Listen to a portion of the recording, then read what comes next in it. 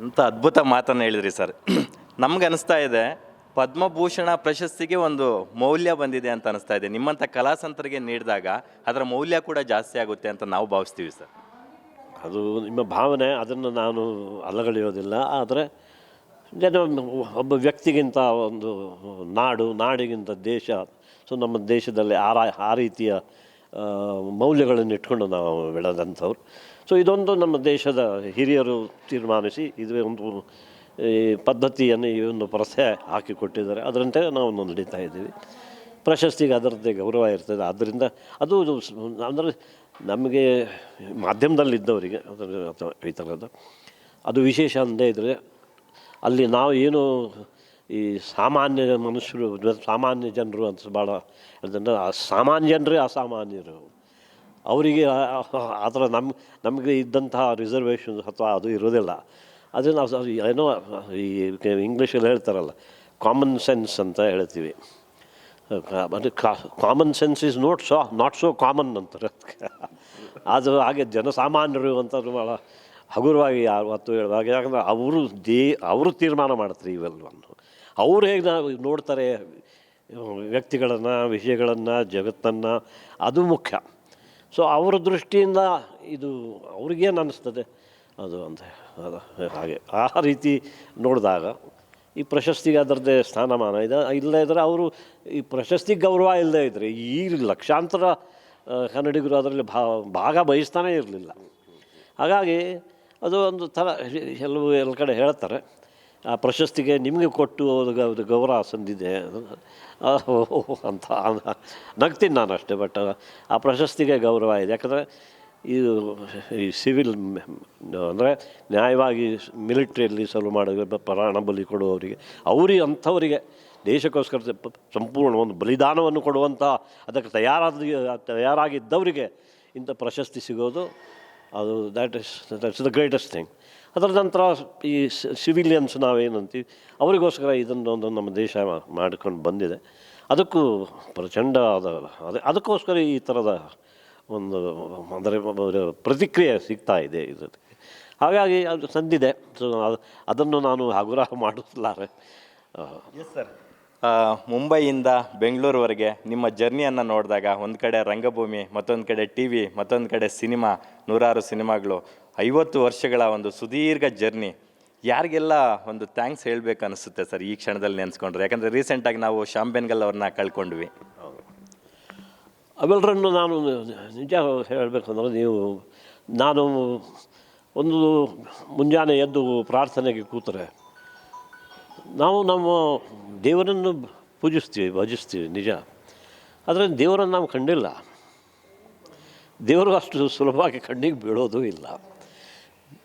ದೇವರು ಬೇರೆ ರೀತಿಯಲ್ಲಿ ಕಾಣ್ಬೋದು ಪ್ರತಿಯೊಬ್ಬರಿಗೂ. ಅದಕ್ಕೋಸ್ಕರ ನಾವು ಗುರುಗಳಿಗೆ ಒಂದು ಸ್ಥಾನ ಕೊಟ್ಟಿರ್ತೀವಿ. ಸೊ ನಾನು ನನ್ನ ಪ್ರತಿನಿತ್ಯದ ಪ್ರಾರ್ಥನೆಯಲ್ಲೇ ಪ್ರತಿಯೊಂದಕ್ಕೂ ಅಂದರೆ ನಾನು ಬದುಕಿರೋದಕ್ಕೆ ನನ್ನ ಪ್ರಾರ್ಥನೆ ನಾನು ಮೊದಲು ಗುರುಗಳಿಗೆ ಸಲ್ಲಿಸ್ತೇನೆ. ಅದಕ್ಕೋಸ್ಕರ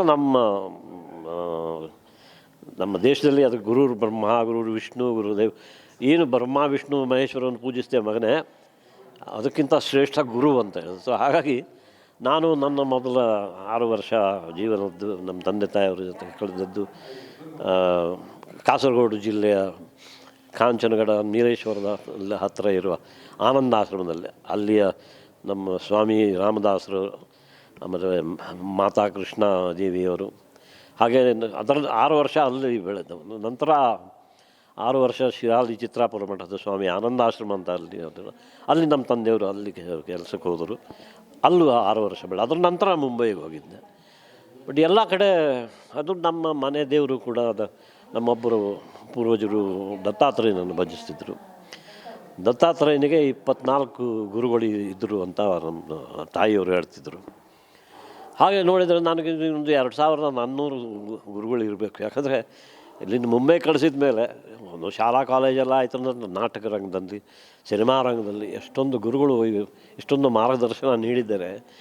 ಇವತ್ತಿಗೂ ನಾನು ಒಂದು ಚಿತ್ರ ಒಪ್ಕೊಂಡ್ರೆ ನನಗೆ ನಿರ್ದೇಶನ ಮಾಡೋನು ಒಬ್ಬ ತರುಣ ನಿರ್ದೇಶಕನೇ ಇರ್ಬೋದು, ಅವನ ಹತ್ರನೂ ನಾನು ಕಲಿಯುವಂಥದ್ದು ಇರ್ತದೆ. ಹಾಗಾಗಿ ನಮ್ಮ ಎಷ್ಟೊಂದು ಗುರುಗಳು, ನೀವು ಶಾಂಬನಿಗಲ್ರ ಹೆಸರು ಹೇಳಿದ್ರಿ, ನಾನು ಇಲ್ಲಿ ಇನ್ನೊಬ್ಬ ಕನ್ನಡಿಗರು ಎಲ್ರಿಗೂ ಗೊತ್ತಿರೋರು ಸತ್ಯು ಅವರು, ಅದರಂತೆ ನನ್ನ ಕರ್ನಾಟಕದಲ್ಲಿ ಒಂದು ಭಗವಾನ್ ಅವರು, ಈಗ ಯಾರು ಗಿರೀಶ್ ಕಾರ್ನಾಡ್, ಈಗ ಯಾರನ್ನು ಬಿಡಲಿ, ಯಾರನ್ನು ಹೆಸರಿಸಲಿ, ಹಾಗೆ ಅಂತ ಆ ರೀತಿ ಬಂದವನಾಗಿದ್ದರಿಂದ ಇದಕ್ಕೆಲ್ಲ ಅದು ಸಲ್ಲಬೇಕು ಮೊದಲು ಅವರು. ಸೊ ಬೆಳಗ್ಗೆ ಎದ್ದ ಕೂಡಲೇ ನಾನು ಆದಷ್ಟು ನನ್ನ ಗುರುಗಳನ್ನು ಸ್ಮರಿಸ್ಕೊಂಡು, ಆಮೇಲೆ ನನಗೆ ಸಿನಿಮಾ ರಂಗಕ್ಕೆ ಬಂದಮೇಲೆ ಹಿನ್ನೆಲೆ ಗಾಯನ ಮಾಡಿದರು.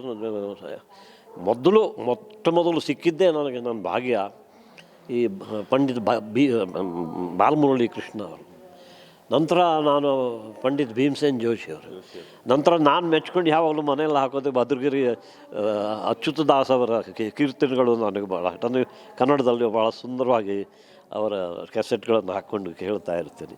ಆ್ಯಂಡ್ ಅದು ಬಹಳ ಎಲ್ಲ ಕಲಾ ಮಾಧ್ಯಮದಲ್ಲಿ ಪ್ರಕಾರಗಳಲ್ಲಿ ಈ ಹರಿಕತೆ ಬಹಳಷ್ಟು ಕಷ್ಟ, ಮೋಸ್ಟ್ ಡಿಫಿಕಲ್ಟ್ ಅಂತ ನಾನು ಅಂದ್ಕೊಂಡಿದ್ದೀನಿ.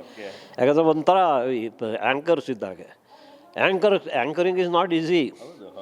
ಈಗ ನಾನಾದರೂ ನಟನಾಗಿ ಬಾಯಿಪಾಠ ಮಾಡಿ ಒಪ್ಪಿಸ್ಬೋದು, ಆ್ಯಂಕರ್ನವನು ಕ್ಷಣಕ್ಕೆ ಎಂಥ ಪ್ರೆಸೆನ್ಸ್ ಆಫ್ ಮೈಂಡ್, ಒಂದು ಹಜರ್ ಜವಾಬಿ ಆಗಿದ್ದು ಅವ್ರಿಗೆ ಎಷ್ಟು ಎಚ್ಚರದಿಂದ ಒಂದು ಎಲ್ಲಕ್ಕೂ ಅಂದರೆ ಸ್ಪಂದಿಸಿ ಅವ್ನು ಸ್ಪಾಂಟೇನಿಯಸ್ ಆಗಿ ಮಾಡಬೇಕು ಅವರಿಂದ ಕಲಿಯುವಂಥದ್ದು ಎಷ್ಟು. ಹಾಗೆ ಎಲ್ಲಿ ನೋಡಿದ್ರು ಅಲ್ಲ ನಾವು ಕಲಿಯುವಂಥದ್ದು ಇರ್ತಾರೆ, ಗುರುಗಳು ಇರ್ತಾರೆ. ಸೊ ಆ ಎಲ್ಲ ಗುರುಗಳನ್ನು ಸ್ಮರಿಸ್ಕೊಂಡೇ ಅದಕ್ಕೆ ಒಂದು 15 ನಿಮಿಷ ಮೀಸಲಾಗಿಟ್ಟಿರ್ತೀನಿ ನಾನು. Super sir. ಗ್ಯಾರಂಟಿ ನ್ಯೂಸ್, ಸುದ್ದಿ ಖಚಿತ, ನ್ಯಾಯ ನಿಶ್ಚಿತ.